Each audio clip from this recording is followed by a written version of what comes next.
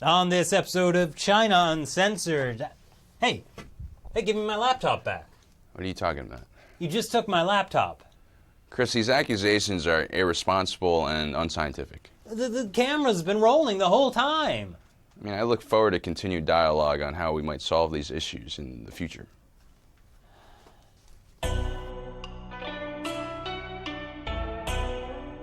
Hi, welcome to China Uncensored. I'm your host, Chris Chappell.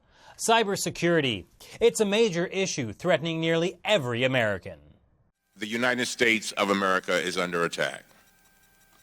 Sophisticated cyber spies, many from foreign countries, are targeting the sensitive personal information of millions of Americans.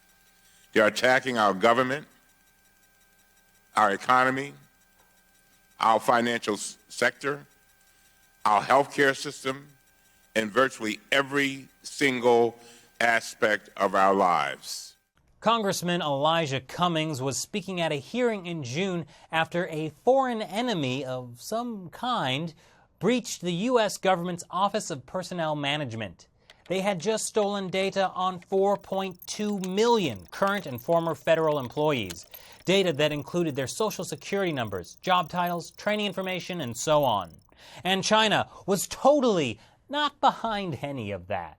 Just ask Chinese embassy spokesperson Zhu Haichuan, who explained that cyber attacks conducted across countries are hard to track and therefore the source of attacks is difficult to identify. Jumping to conclusions and making hypothetical accusations is not responsible and counterproductive. See, it's counterproductive. Just like it was counterproductive for the U.S. government to later reveal that hackers stole info on nearly 22 million Americans, also from the Office of Personnel Management. That means 1 in every 15 Americans is now in this hacker's database, just from that one breach. But who could this mysterious hacker be? What countries are attacking the United States as we sit here in cyberspace? Well, I don't want to give you a complete list, but I can tell you at the top of the list is the Chinese. So counterproductive. More recently, it was reported that American Airlines computers were attacked by Chinese hackers, and that Chinese hackers read the emails of U.S. government officials. China's military is growing very quickly. They're also trying to hack into everything that doesn't move in America. Yes, that means even Donald Trump's hair is under threat. And this secret map by the NSA shows 600 cyber attacks in the U.S. that have been attributed to Chinese hackers since 2010. North Dakota is literally the only state that hasn't been hacked by China, presumably because of their top-notch police work. I'd be very surprised if our suspect was from Brainerd.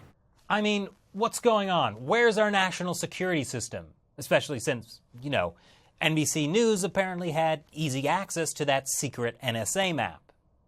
Anyway, despite the evidence, Chinese officials don't admit that their military is behind these cyber attacks.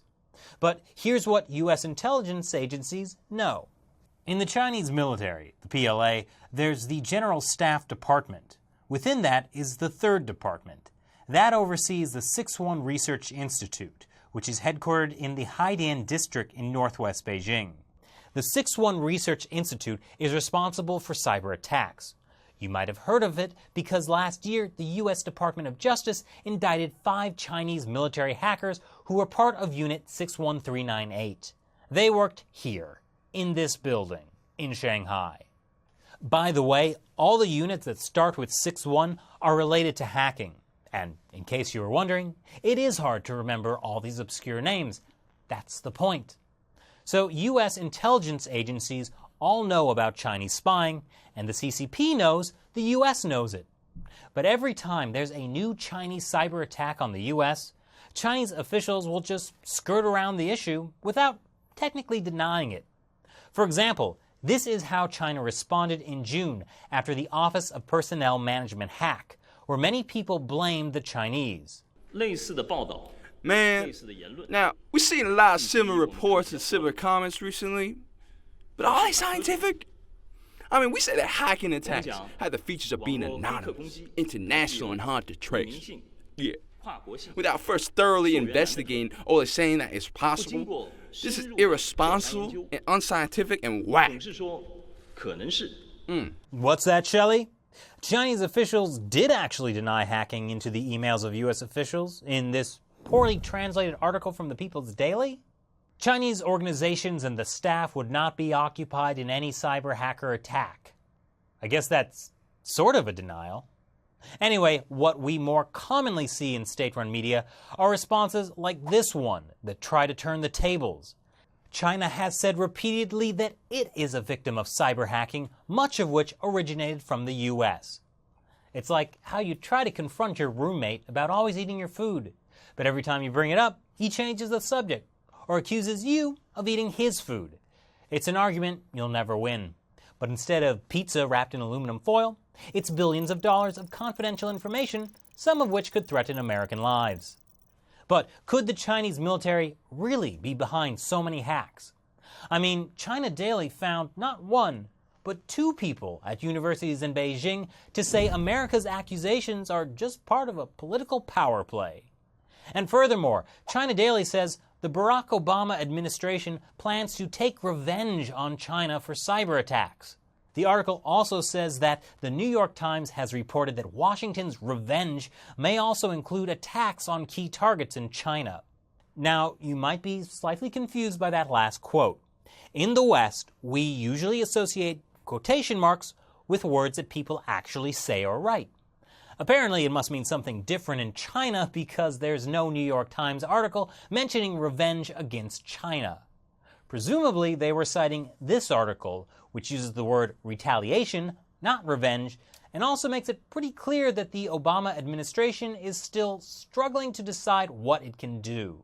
See, I know how to use quotes the way they're supposed to be used. Actually, according to Business Insider, some experts say that the U.S. is the one to blame for not being able to stop the attacks. I think the problem is we have a different impression of what the word revenge means. Like, in Revenge of the Sith just didn't sit around and blame themselves. They wasted 2 hours of my life, but that's not the point. The truth is, the U.S. is woefully unequipped to deal with the threat of Chinese cyber attacks. According to Mandiant, the cybersecurity firm that exposed the Chinese hacker group behind multiple attacks, it can take some organizations years to even discover there's been a breach. And there are two kinds of big companies in the United States. There are those who've been hacked by the Chinese and those who don't know they've been hacked by the Chinese. The Chinese are that good. Actually, not that good. I liken them a bit to a drunk burglar. They're kicking in the front door, knocking over the vase while they're walking out with your television set. They're just prolific. Their strategy seems to be, we'll just be everywhere all the time, and there's no way they can stop us. Well, that explains why Chinese officials won't admit to the cyber attacks. They can't remember because they were drunk the whole time. So, what do you think about China's response to hacking allegations by the United States? Leave your comments below and click here to learn what you can do to protect yourself from cyber attacks. Once again, I'm Chris Chappell. See you next time. On this episode of China Uncensored, he who controls the world's gold controls the world.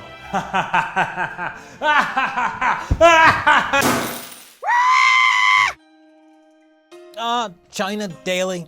There's no English language media I trust more to intentionally give me less than the full picture. I mean, sure, this article on Wednesday night's massive explosions in Tianjin has pictures, but after reading this entire article, I'm still not clear why stuff exploded or what actually happened.